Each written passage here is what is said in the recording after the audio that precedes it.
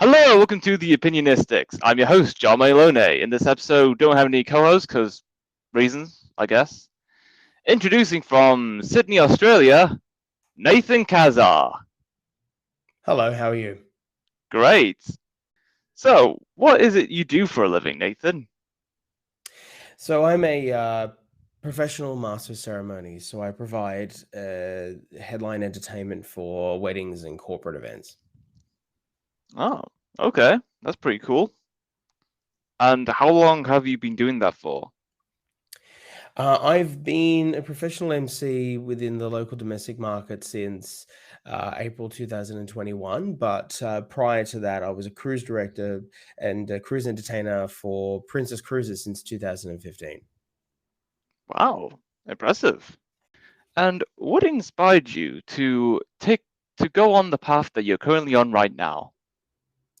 It was a combination of sort of an inspiration as a kid, and then of course some enterprise as I got throughout my university and high school years. So essentially, I was when I was 14, I was quite a shy, introverted child, and went on this cruise that changed my life in the sense that it opened my world and mind to the possibilities of potentially being the kind of person who could activate people's hearts and minds via entertaining prose on stage, and just the ability to use my voice and my body and my personality in order to be able to inspire people on their vacations, and of course then later, of course, now as a for weddings and corporate events and so forth, just any kind of public gathering where people demand and expect and hope to be sort of have be impacted in some shape and form. It was I was inspired at a young age to be a proponent of that, and I was successful in keeping my dream alive and working hard at it years as a professional public speaker and debater, and then moved on to the cruise life for Princess Cruises in 2015 as a junior assistant cruise director, scaling all the way through to 2018 as a Fleet Supervisor of Entertainment Experience for the corporate head office, where I was creating game shows and training the cruise directors fleet across the entirety of the 17 ships at the time. And then once COVID hit, unfortunately, it had to allow for some reflection upon where my career was going. And when I returned permanently back to Australia after having lived abroad for a period of time, I decided after my brother's wedding in April 2021 that I was going to pursue this job and as a business, as a full-time professional MC, and it's certainly worked out for me. Fabulous. And working as an award-winning Master of Ceremonies, what is the key to an unforgettable event? The key to an unforgettable event is more than one reason. Often, a lot of people think that an event, if you just tick boxes such as food and music and I don't know, decor or so forth, then all of a sudden you've got a world class event that everyone's going to be walking away from being grateful that it even happened. But there's a lot of different things that go into, and it feels unfair sometimes for event planners and for couples to think that there is more expectation than just simply providing the basics when it comes to putting on an event. But unfortunately, it is the case, and so it takes more than that. It really takes connection. It takes opportunities for guests to feel like they are being seen. I find, particularly in weddings, but it's very much so in corporate events and public events as well, where you know guests don't feel seen. They feel as though that they're really just playing background noise and filler to whatever the main part of the show is. In this case, of course, for a wedding would be the couple, or for a corporate event would perhaps say the director or the very specific people who are part of the upper echelon of the team. And so it's a critical that when as an MC, I'm able to bind all the people together by making them all feel as though that they're part of the experience through comedic presentation, through actually getting to know them, through connecting different people who may not have ever thought of speaking to one another, and essentially just overall just binding every single moment together in a fluid process so it all feels natural. It feels like there was no consideration for anything except just people having a great time. There was no distraction from externalities or people's minds wandering or thinking that they needed to leave, because people are pretty quick to decide that they're not interested in something. So it's a pretty critical process, but I employ a number of different tactics that throughout an evening, ranging from comedy to actually talking with people to making sure the event flows correctly, and a bunch of other sort of more nuanced approaches that essentially allow for an event to really take hold and to capture the hearts and minds of every single person, not just the client or not just the couple, but of course they're very important too. Yes, absolutely. I also feel that this particular moment is also unforgettable. Oh, sure. I if that's the case, I'm hoping your listeners are feeling the same way. That would mean a lot to me. You know, Oh yeah. my voice is used in many different ways. I'm grateful to be have invited on several podcasts in my time, and I enjoy this as much as I enjoy hosting my own as well in the wedding game, because it's a way to connect with people in the new world, I guess, that we live in. So in 2023, it's not just about existing as a digital 2D image on a phone screen. The great thing is that, you know, we have these kind of mediums now in order to connect as well. And it's all part of the process. It's all part of what I do in the multifaceted approach that I build my business. As an entertainer, it's very easy to forget to build a business. And a lot of people focus on the act of doing, the talent that you've been given. And of course, that's where the money's made, of course. But to get the opportunity to make the money for that purpose, you really need to focus also on the act of making a business a business.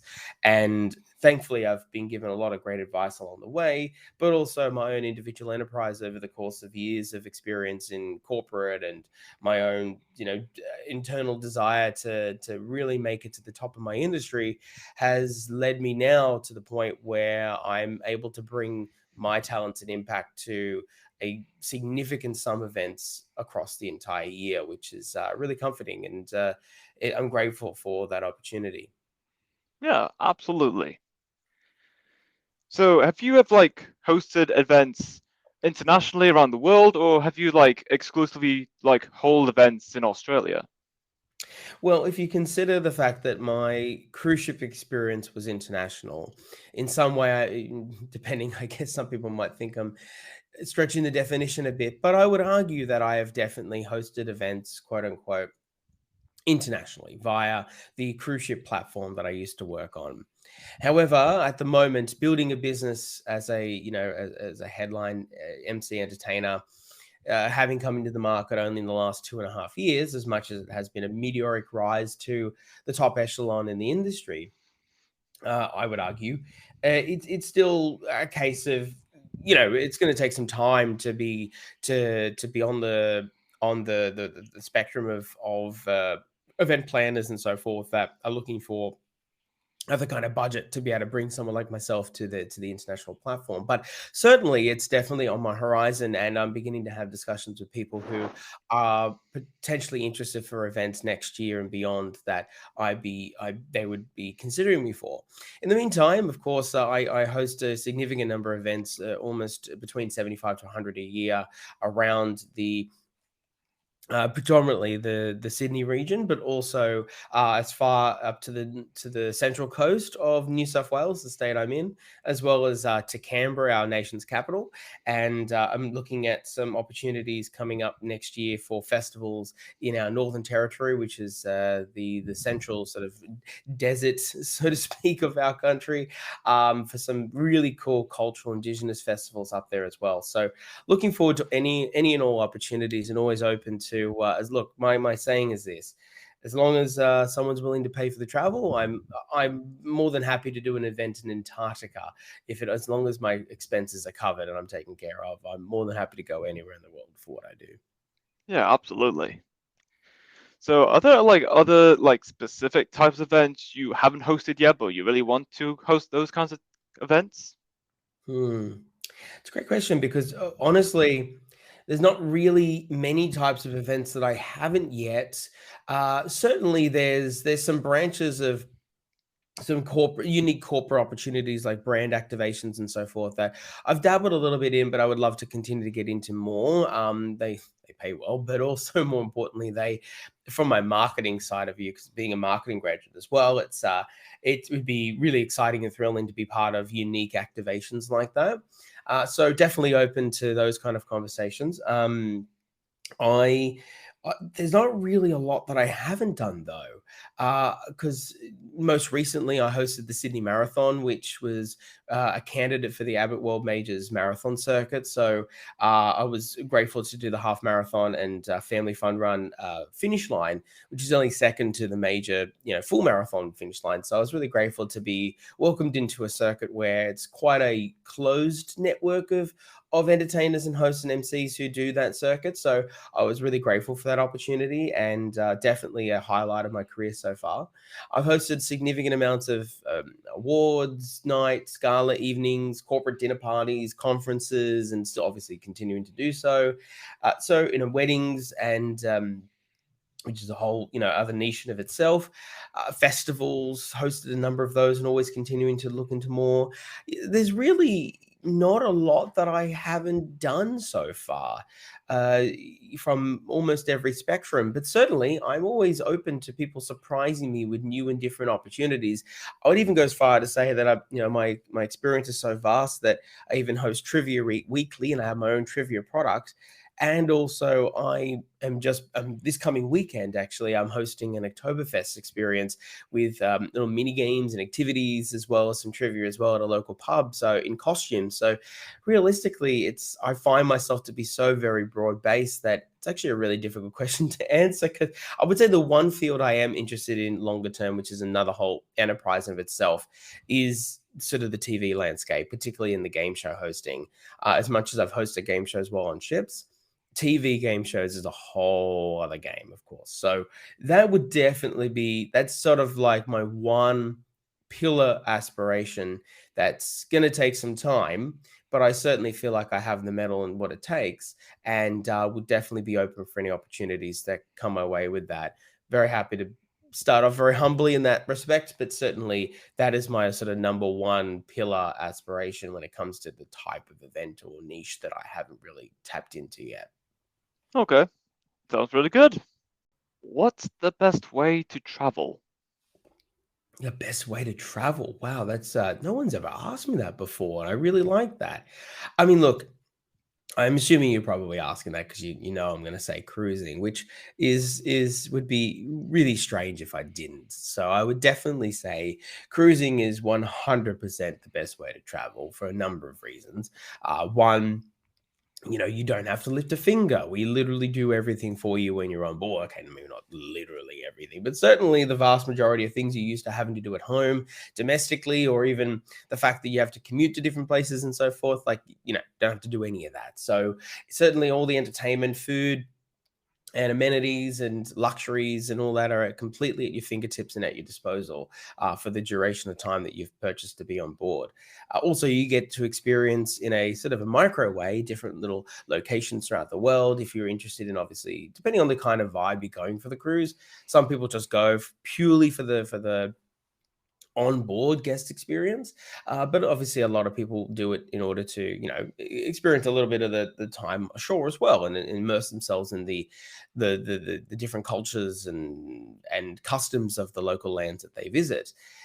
So certainly, it's not as obviously in depth compared to the traditional fly to location, set up a period of time, stay there, do multiple different experiences and touch points over a period of time. But certainly, if for people who aren't fussed by not necessarily knowing every little bit of detail and sucking everything out of a particular locale, and instead getting a small taster of every single little piece of the puzzle as they go along each voyage, each port in the voyage, then certainly that would appeal. And look, millions of people every year do so, and I don't meet a lot of people on average. I mean, this is anecdotal, but I don't meet a lot of people on average who don't wish to cruise again. Certainly, I respect people who don't. But yeah, But of course, yeah, I would say, I think it's pretty obvious that I enjoy the cruises the most, and I would encourage anybody to want that is interested, that is maybe thinking about it, to definitely go ahead. Yeah, absolutely. I can certainly tell. If your mind was an island, what would it look like? That's funny. Again, I really enjoy these. This is normally I'm the one asking these kind of questions. I really like this. Hmm. I would say it'd be an interesting sort of like, because I find myself to be an introvert extrovert. So I would argue that the island would have two very distinct hemispheres. One where, this is sort of like, fun playland where, anything's possible, and you feel completely yourself and alive, and you get to do, whatever kind of leisure you like, and, I don't know, like park rides or comedy entertainment. I don't know, whatever it is. Like, just imagine this like sort of a neverland of opportunity, of this particular, sort of half of the island where you can do whatever you like, and there's it's all very on the up and up, and it's all beautiful, and you come away from that experience always feeling happy and alive.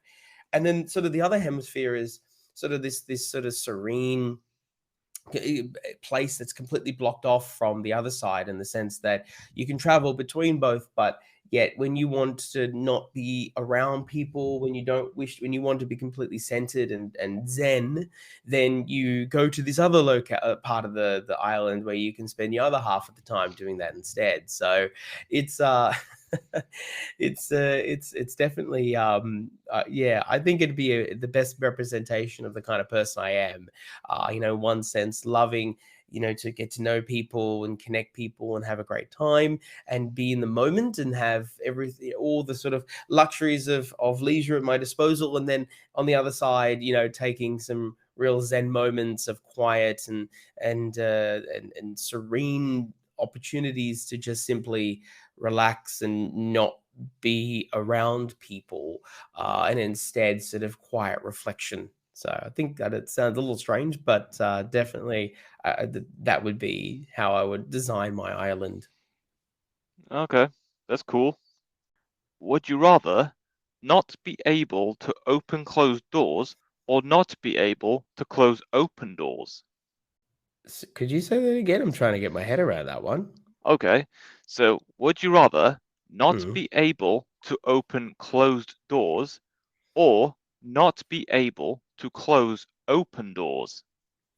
I know where to open closed doors, not better close open doors. Oh, okay, right. Well, yeah, I see where this is going. Sort of from a psychotherapist point of view. I would definitely say I would prefer not to be able to close open doors. I think at the end of the day, being open to opportunities is always better than being, closed off to the opportunity to open your mind to something. You may not always enjoy everything that necessarily comes through the door, sure, but I think you become a stronger person when you know that y- you are going to be presented with things sometimes that you're not comfortable with, and you have to address them. And I will always take gratitude and fortitude in the fact that I was both raised this way, but also have grown into this kind of mindset that, you deal with the problems head on. You don't run away. You don't like, not I don't take them on aggressively, but certainly from an assertive point of view, I ensure that I deal with the things that I've been dealt with, and so I've been able to just indiscriminately, I don't no, having a door that I can never open would feel too restrictive, I think. So plus to to fire safety hazard. That's my crisis management talking, with my training. But certainly, I guess from a practical point of view, that doesn't sound like a safe thing either. So yeah, there's a reason why, there's always got to be at least one point of entry that can be opened, in the case of a fire in a building. So definitely in the same case for a mind, I would imagine that in a world where I could never open any doors, I think I'd feel very unsafe. So having them all open would be better than anything else. Yeah, absolutely. If someone wrote a book about you, what do you think its title would be? I would probably say I've been asked this question before actually, and I really quite like the phrase "cruising to success." The reason why I choose that, obviously, apart from you know the obvious that I worked on cruise ships, it's sort of a good allegory for the fact that my career really took off once I started working on cruise ships. I found myself on cruise ships. I was inspired by cruise ships. The environment just allowed me to be who I am, and it really unlocked parts of my personality and psyche that I'm grateful for. So certainly, if someone were to write a book about me, which would be extremely humbling, mind you, I would find that I would, yeah, there'd be there's a great motif that could be easily written from that, and certainly anybody who's interested in cruise ships too. It means it gives a couple of chapters devoted to all the sort of fun and expose part of the cruise ship life that I could bring, sort of the more tantalizing parts of the book. But also it says in another way that my whole life has been a gentle cruise to success, in the sense that I have slowly but surely built up a reputation, built up a talent, built up, a refined skill in being able to connect with people, and to be able to bring that success to my life, but then also to translate into the people and the clients and the environment around me. So yeah, I think that would be the perfect title. So if anybody's interested in the audience about writing it, let me know. All right, very good, very good. Would you rather speak all languages or talk to animals? Hmm. I'm gonna say this might be against the grain, but I'm actually gonna say, talk to use being able to use all the languages, being able to understand all languages and talk to everybody on the world. I think there is. Don't get me wrong. Love animals. Love my cat, for instance. Great guy. Very good. I think the relationship we have to animals is unique in the sense that they don't have that sentience that we do.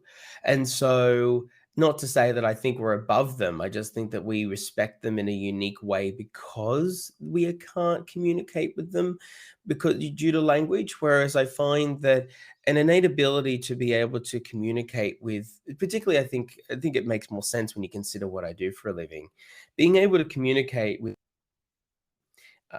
with any language that I desire would mean that essentially I could entertain more people, I could make more people happy in this world, I could connect with more people, and so it would generally be a boon to what I do as an industry and enterprise, but also I could just generally be able to connect with more human beings in this world.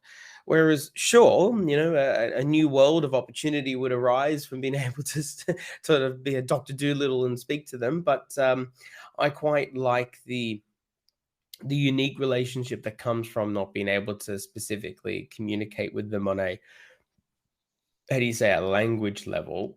And yeah, I think I'm happy to keep it that way and instead be able to communicate with my fellow man. I think that would be preferable in this case, particularly for what I do. Yes, absolutely. Where was the most relaxing place you've been to? Well, I would definitely say Hawaii. Hawaii is definitely very relaxing. They live on a very different timeline to us, almost literally, I would call it. But of course, metaphorically speaking, they're a beautiful people. The Polynesian culture is incredibly diverse and rugged, and I love. My heart breaks right now for the people of Maui in Lahaina because I've been to that port many, many times and have had a lot of great experiences there. And to think that a place in the world that has been a part of my history and a part of my career, but also just a part of my sort of my human development. It's quite jarring to think that it doesn't exist anymore, at least not in the physical building sense. Obviously, the people still exist, and the spirit is, I would argue, even stronger than ever at the moment, given that they're in the process of rebuilding. And the thing about the native Hawaiian culture is that they are particularly beautiful when it comes to their connection to the land, particularly beautiful when it comes to their connection with people around them, and they're also extremely accepting of others.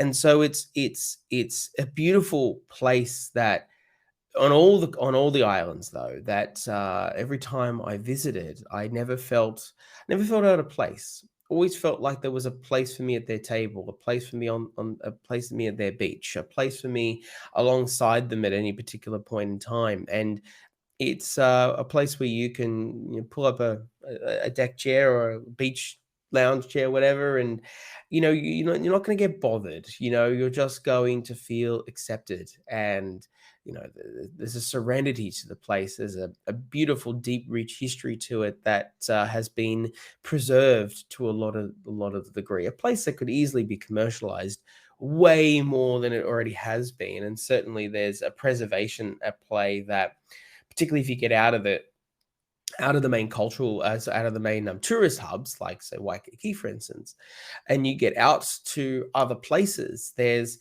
just there's a richness that you encounter amongst the people there that I've been to, perhaps of, and I'm not going to name places, of course, that'd be inappropriate, but certainly there are places in this world that I walked around and felt like it had lost its identity a little bit, that it either caved into the tourist mindset, or I don't know, just I was unable to connect as much with the people, and there's obviously a very multifaceted reasons why that may be the case, but certainly, yeah, Hawaii's got a very special place. And if anyone looking to relax, obviously I'd encourage you to go in a couple of years once they're fully recovered and are actively welcoming people to go back. I think it's a little insensitive to go right now, but that's my personal opinion.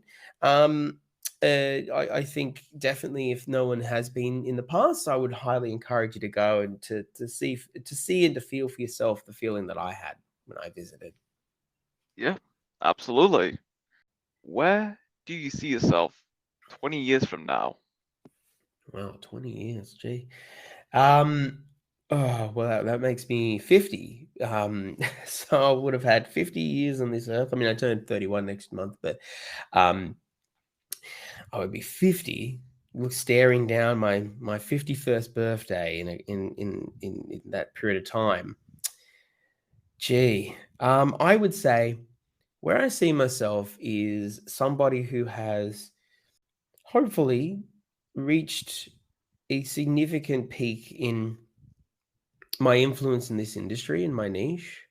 Somebody who has genuinely been able to influence and change the landscape of this industry, just as I did for Princess when I left a legacy behind at my corporate position there. I'm always the kind of person who wants to know that when I've left the room, not in a narcissistic way, but just more in like a sort of a like an effective human way, that I've left an impression on people. And so, in 20 years, we're talking, thousands of events. In the space of, 2.5 years in my infancy in this industry, I've amassed over 100 events. So in 20, I mean, that's easily over 1,000 events for sure. And so that's over 1,000, potentially 2,000 opportunities where I've had, and perhaps even more, I've had the opportunity to connect with people, to make them laugh, to feel connected. And there are several thousands that, like I did on cruise ships, that I never will have seen ever again in this world. Never again will I encounter them. They were, a drop in the ocean in my lifetime. But it's important that even if even if they are just a simple drop in the ocean, that I value each of those interactions. And so couldn't speak necessarily about sort of how far my business and career will go in terms of specifics, but certainly I want to be in a position where I've influenced people. I want to be able to look back upon 20 years in this industry and know that I'm changing the landscape, transforming people's mindsets and what makes a great entertainer. I want to be able to have uh, done some really big things and been able to make people happy and to influence people's mindsets when it comes to my individual interactions and the greater reputation of whatever event or enterprise or perhaps the TV shows that I'm a part of. I just yeah, want to be able to be remembered in that way. Every human being wants to feel remembered. And I think at 50, when you consider that, well, geez, within 20 years, I think it's easy to assume that our life expectancy is going to be closer to 100 than it is now. And so it's really critical to think that it's sort of your half century. If you've got another potential 50 years to go, if all health remains equal and good, that, you want your next, you want those 50 years to be to truly have made an impact and a difference in this world. And I'm grateful to have found where I can. And I'm grateful that people want that. And so from me, and I just want the opportunity. I would love to be able to look back and know that the desire for me to bring an impact to people is so strong that, that I could be proud of it. Yeah, absolutely. And that is all we have for this episode. It was great having you on, Nathan, talking about hosting events, unforgettableness, and everything else along those lines, and everything else has been great. Yeah, thank you. Absolutely. I appreciate the opportunity. And of course, if anybody would like to check out my resources, get in touch with me, or just send me an email to connect, hey, I'm always available for that. Feel free to check me out on www.nathancassar, that's cassar.com.au, or otherwise you can search for me on Instagram or Facebook or LinkedIn as well under the same name. Fantastic. And until next time, stay opinionated.